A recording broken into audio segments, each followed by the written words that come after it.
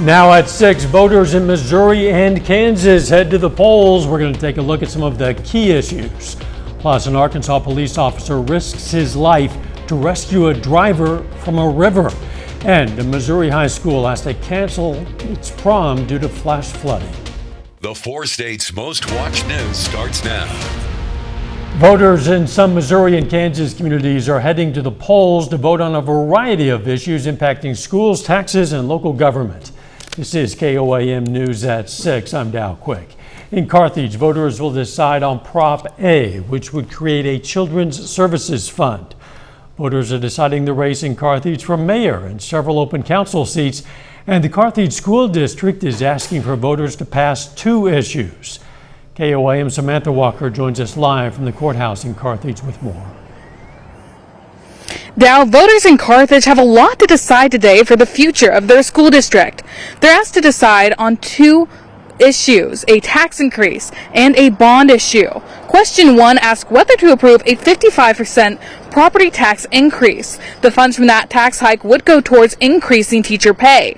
Question 2 is a bond proposal to build a new auditorium, which would include a tornado shelter and provide room for a junior ROTC program. The bond wouldn't raise taxes, but extend debt payments by about 5 years. And a reminder to voters, polls are open for just about 1 more hour. If you're still in line with polls closed at 7 p.m., stay in line. You still have the right to vote. Reporting in Carthage, I'm Samantha Walker, KOAM News. And again, that tax proposal calls for a 55-cent increase. Samantha, thanks.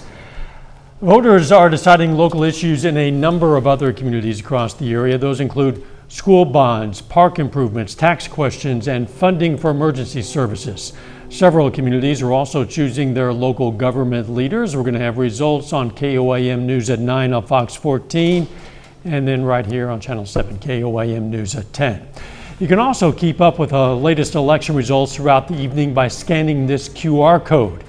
It'll take you to the Decision 2025 races and results pages of our website. Once there, you can get race updates in real time. There's also information on how to find election resources in your area. That's the races and results page on KOAMnewsnow.com. Let's check in with Chief Meteorologist Doug Heddy now for our first look at the weather. Yeah, and it turned out to be a nice Tuesday for us today. Temperatures pretty good. Most of us mid to upper 60s during the afternoon, and the mild temperatures, they're going to stick around as we go through the next couple days. In fact, we're even going to increase that number up just a little bit. Few sprinkles, random shower could get in here, especially tomorrow night into Thursday morning, but the winds start to increase, but our nice warm temperatures sticking around as we go through the next few days. Let's go outside. 65 in Joplin, much of the same in Pittsburgh. A little bit warmer once you get out across northeastern Oklahoma, kind of sitting near 70 degrees. Great evening if you want to get out. 60s, 50s, we'll bottom out near 50 later on tonight, but pretty much clear skies. Have a few little clouds kind of skirting just to our north, plus our winds are going to pick up once again as we go into your Wednesday. We'll look at that here in just a bit. Catching a few, a police officer in Barling, Arkansas didn't hesitate to shed his duty gear and brave the fast-moving waters of the Arkansas River when a driver needed rescuing after their car entered that water. Look at that. Authorities say Officer Cody Douglas of the Barling Police responded to a 911 call from the person who had driven into the river. After seeing the driver struggling to stay afloat, Douglas entered the water. Emergency crews, you see here, responded to back up Douglas. Authorities took the driver to a local hospital for treatment. All dressed up and nowhere to go. Reporter Kimberly Donahue has the story of a high school in St. Peters, Missouri that had to postpone prom at the very last minute after the event venue suddenly closed due to flash flooding. Got pictures, and that's about it. Prom night cut short for Logan Upchurch, as well as other juniors and seniors at Francis Howell North High School. Everyone was ready, tuxes were rented, and then 5 minutes ahead, it gets cut off. The festivities were scheduled to start at 7 p.m. Friday night, but a message sent to families that evening said Friday's flash floods forced the prom venue, Old Hickory Golf Club in St. Peters, to close the facility. There is only one way to enter and exit the property, by crossing a bridge over a large creek. Photos show rising creek water and rain pooling on the bridge just before prom was scheduled to start. I didn't really believe it. I thought it was a joke. First Alert 4 asked the Francis Howell School District why the final decision to postpone came so close to start time. A district spokesperson says Old Hickory's general manager contacted the school around 6:30 Friday night. They said the GM told them, quote, "Once water hits the bridge, it always rises to cover the bridge. Once that occurs, we wouldn't be able to get students off the property or anyone on the property. In the interest of safety of the students, he closed the property for the evening." Businesses like Stallone's Formal Wear are stepping in to help students recreate their prom plans for a new date. Those who rent tuxedos for the original date can rent for the new date at no cost. It was easy for us because it wasn't anybody's fault. I mean, it rained, so we didn't want them to feel like they missed out. Prom will now be held here at Old Hickory on April 17th. In the meantime, Francis Howell North told families they're trying to get conflicting events rescheduled, so any student who wants to go to prom has a chance to do so. Still looking forward to it and excited for when it comes. Hoping for an unforgettable night that doesn't involve wading in high water. The Francis Howell School District says any student who can no longer attend prom will get a refund. Coming up, new opponents as the Lions and Gorillas hit the diamond for a pair of doubleheaders today.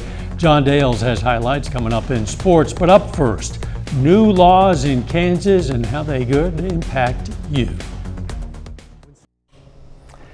Kansas has passed a number of new laws. KOAM's Melissa Alexis explains how they'll impact the state. The new Kansas laws will affect groups from companies to residents to local government. Dependents of members of the National Guard will now have some extra educational benefits. A new law expands the Educational Assistance Act, and they can earn a higher education certificate or degree. Another new law in the education realm created a grant fund to support technical colleges in Kansas.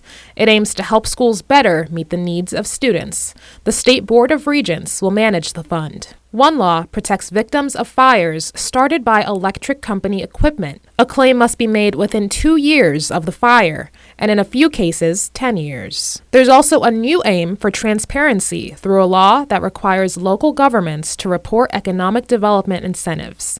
They'll have to post in an online public database anything over $50,000 with annual updates. Lastly, the Act criminalizes unauthorized access and damage to critical infrastructure facilities, including newly defined telecommunication structures, with penalties from misdemeanors to felonies to protect essential services. These are just a few of the laws that Kansas lawmakers have approved within the last month, but there have actually been more than 10. I'm Melissa Alexis reporting. You can find more information on the new Kansas laws on our website. Of course, you see it there, KOAMnewsnow.com. A little bit later, hundreds of area students all add up at PSU for the annual math relay.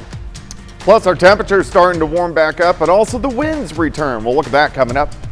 Of Connect to Culture and Spiva Center for the Arts.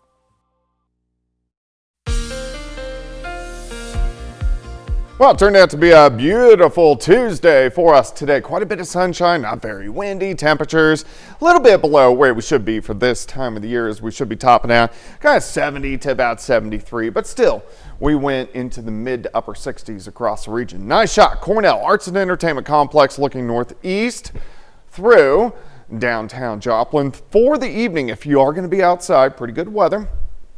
Fall back through the 60s, 50s. We'll bottom out near 50 later on tonight. We're going to have our southerly winds kind of kicking in. That will keep our temperatures up just a bit. Outside, 61 Stockton, 68 in Anderson. We got 71 at Grand Lake, Welch, 65 degrees in Yates Center. So overall, it's turning out to be a nice evening here. 7th and Rangeline, 65.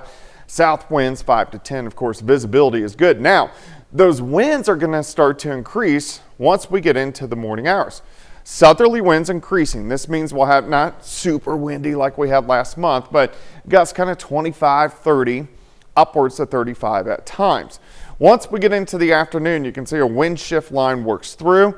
So with it, we get a weak little cold front. Then the winds kind of crank out of the northwest late tomorrow night into Thursday. Again, kind of in that 25 to 30, maybe 35 mile per hour range. So at least windier than what we've seen over the past couple days. Clear skies, not a whole bunch going on. Some clouds kind of building back across Nebraska into the Dakotas. Weak wave will start to affect us, minor effects, as we go into late Wednesday and Thursday. All right, let me walk you through time. We're going to stop tomorrow morning.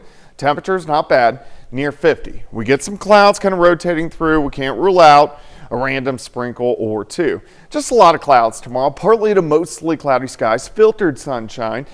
Upper 60s by noon, warmer. I think most of us 73, 74, 75 degrees, so pretty good. Look at the wind shift line working in by the evening. Weak little cold front. With it, we get some clouds, and we could get a random shower or two, or at least a few sprinkles into Thursday morning, and then anything that would develop will rotate out once we get to Thursday afternoon. And then again, looking pretty good. High temps kind of 71, 72 degrees, so maybe a notch or two cooler than what we're going to see tomorrow.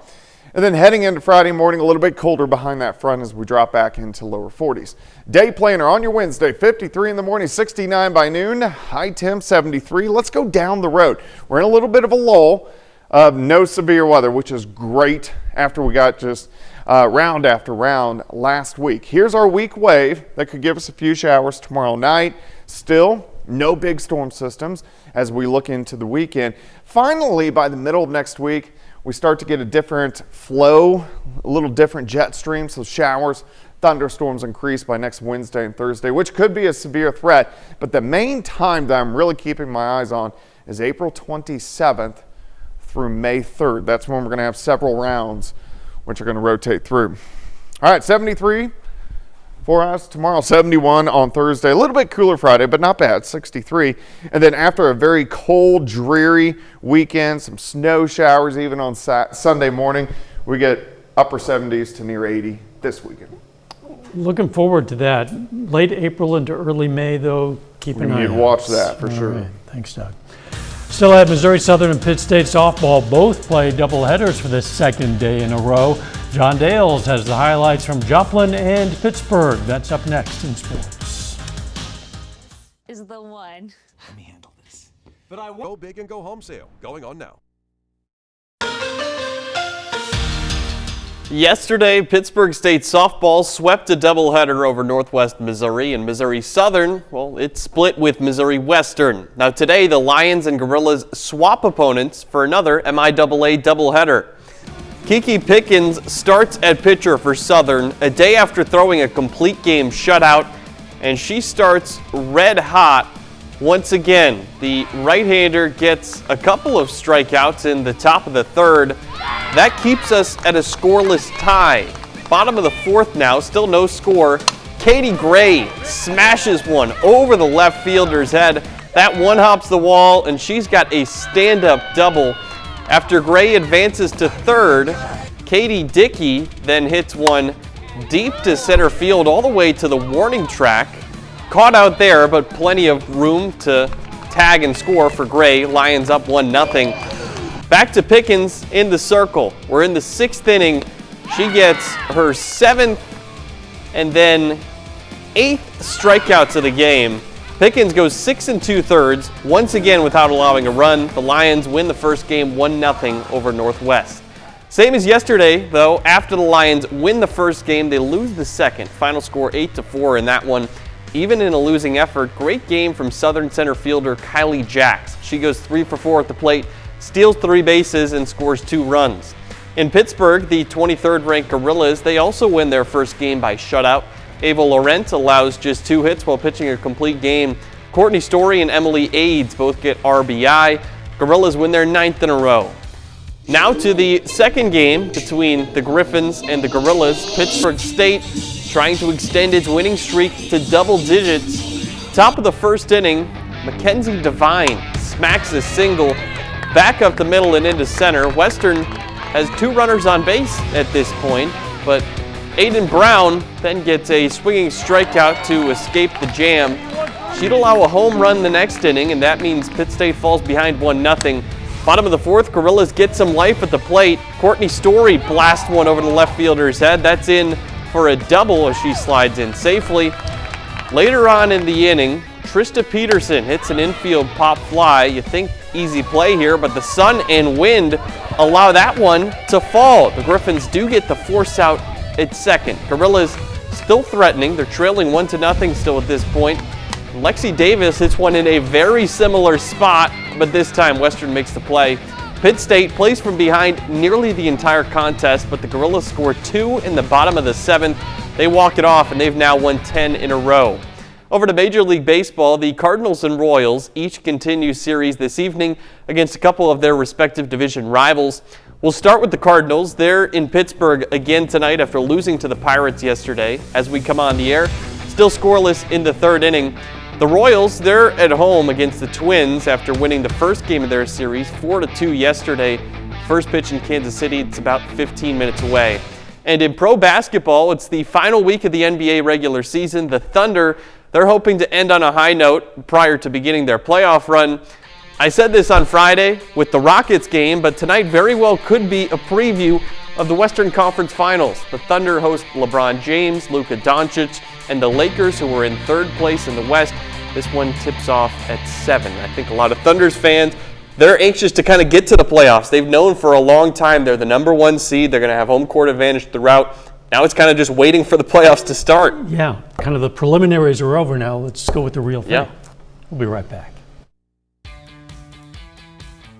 We are proud to salute James Adams, a 4-state hero. Here's a look at what's coming up on KOAM News at 9 on Fox 14. First look at election results for both Kansas and Missouri. Plus, Congress boosts travel safety for big events. And scientists use genetic engineering to bring back the dire wolf. Those stories, a lot more. It's coming up tonight. KOAM News at 9 on Fox 14. As we move deeper into spring, chances are families are going to be looking for more fun things to do in the 4 states. If you don't know where to turn to find that fun, well, we've got you covered. Just scan this QR code, go straight to the events page of our website. You can find fun family events in the area anytime, anywhere. KOAMnewsnow.com/events. Today, Pitt State hosted its 55th annual Math Relays, bringing together more than 850 high school students from 52 schools all across Kansas and Missouri and Oklahoma. The event featured intense timed relay math tests where teams of 4 competed, each taking a leg of every challenge. Educators highlight the event as a valuable opportunity for students to tackle complex problems without using modern technologies. It's just a really fun competition and exercise to practice our math skills in kind of a non-school environment and a bit outside of school, so it's also a bit competitive in the fact, so it's pretty fun doing that. It's difficult, but just with the technology alone that the students have accessible to make sure that they're really applying themselves and learning it and just not reaching out to those AI and Google, things like that, and finding out, well, here's the answer and here's how you work the problem, rather want them to be able to better apply themselves and learn it. A lot of the students say they want to study math-related subjects after high school, like the medical field or science field. Others say they did it just for fun. One field that uses at least some math and a whole lot of numbers would be meteorology. Yeah. And I kind of like your numbers this week. They are. They're looking pretty good. 73 on your Wednesday, 71 on Thursday. Could get a random shower late tomorrow night into Thursday morning. A little bit cooler on Friday and then back into the 70s heading into the weekend. Final sports notes. I'll have more on those Major League Baseball games later tonight. Cardinals now up 3-0. They're looking for their first road win of the year. Very good. Thanks for joining us. Don't forget you can get the election results online and on air right here. We'll see you at KOAM News at 10. Let's make it a great evening.